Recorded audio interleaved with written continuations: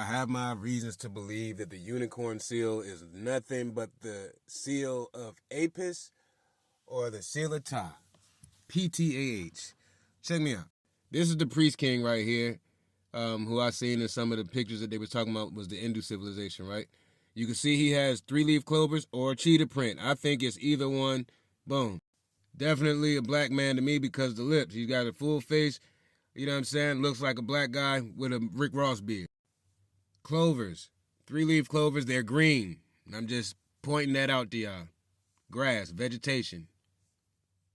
Or you can see, like up here, you got certain kind of patterns that look like stars and 3-leaf dots or 3 dots. That could have been cheetah print or clovers for vegetation.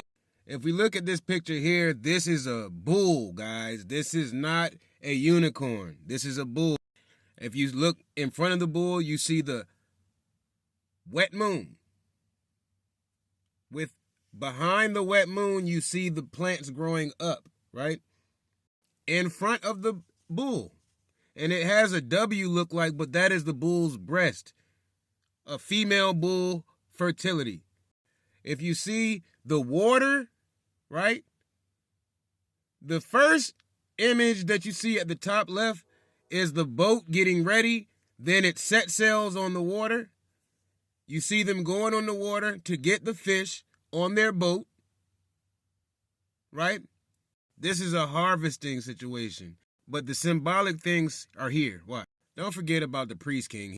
They said that this was a short guy, right?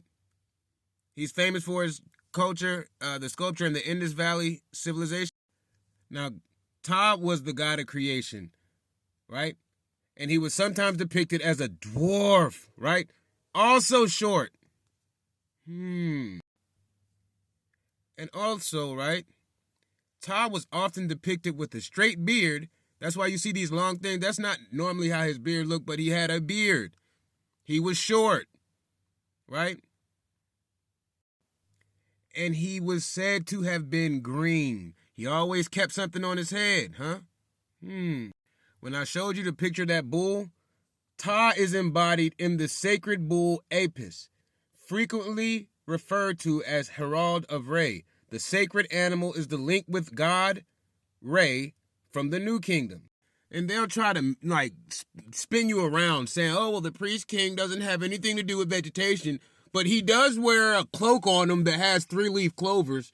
Miss me with the confusion. That's not a different person. That is Ptah.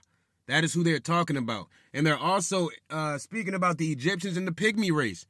Those people still exist today. We still exist today. You know what I mean?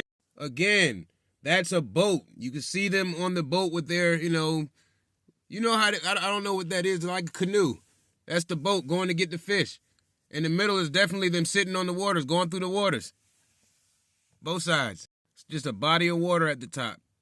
Descriptions. This is people who spoke Sanskrit. People who spoke Sanskrit. They didn't speak English or none of these languages that was made up after the fact. No, they didn't speak all that. They didn't speak. That's how so much shit got done.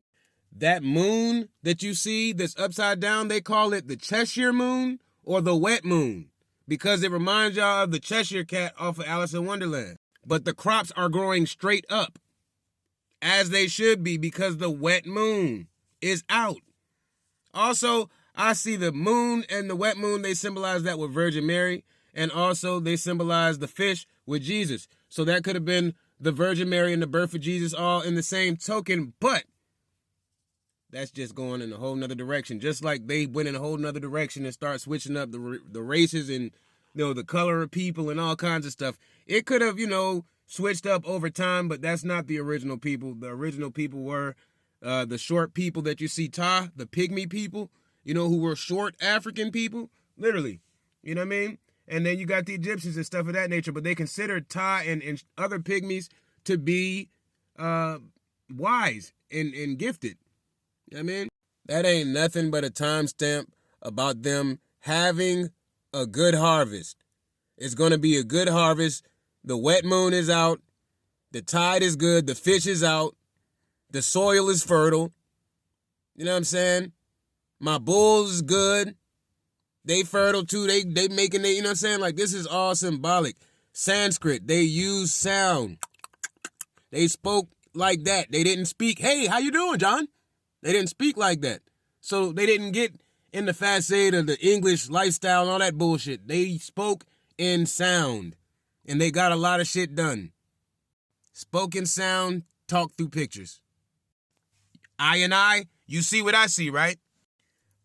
A bull in front of a flower. Moon, wet moon. Harvest, good harvest. The next wet moon is expected to occur in the spring between March and May. A wet moon is a crescent moon that appears to be holding water. It's also known as a Cheshire moon because it resembles the Cheshire cat smile, right? But in temperature latitudes, the wet moon occurs in the spring evenings and in the fall mornings. The crescent moon's orientation make it look like a boat or a smile, with the cusps pointing straight up. When is it most common? The wet moon is most common between January 20th and February 18th in Hawaiian astrology. So this is going over to the, you know what I'm saying? These are all symbols of good harvest. Everything pointing towards the skies, the heavens. You got the boats. You still got your goods. You got the wheel back here. You got the bull. You got this signifying that they are taking things where they have to go. You know that they had to keep, Pakistan had to go over to Egypt. Egypt had to go over to Africa. Well, it's in Africa. But basically, their trade and commerce. They basically had to keep selling to each other, selling their goods. So they would hit the water and hit the ground, which is symbolizing the wheel, the boat, the grain. You know what I mean? You see it. This is another picture right here. Right here, I see the same thing again. The wet moon. The ground, the soil growing straight up. Right?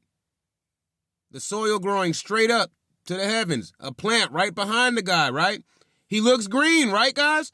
This is Ta. This isn't the priest king that they try to associate. This is Ta. This is Ta.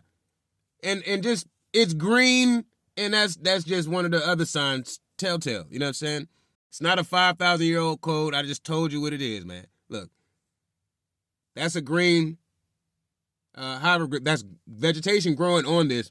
And that could have been his way of saying, hey, this is me. But at the same time, guys, this is all pictograph. Like, to me, it's just like, Sanskrit was used as sound. Now, that's another frequency as well. Your voice is a frequency. You know what I'm saying? So Sanskrit was used as sound, and people did not speak. So you would see these things in pictures and symbols, right? You would see a whole bunch of fish. Like, these are orders that are being put out of what people need. But this is only being able to be taken down and done when the wet moon is about. When they're able to make sure that the ground is fertile. You know what I mean? The periods are flowing. The menstruals is going. Everything's fertile. And it's fertility. It has to do with fertility. It has to do with growth and vegetation. It has to do with produce, production. You know what I mean? And these are all basically timestamps, if you want to say. You know what I'm saying? In the form of a hieroglyph. They just didn't have the time to talk. They knew what they had to do, and they knew what they was talking about. You know what I mean? I say, peace out.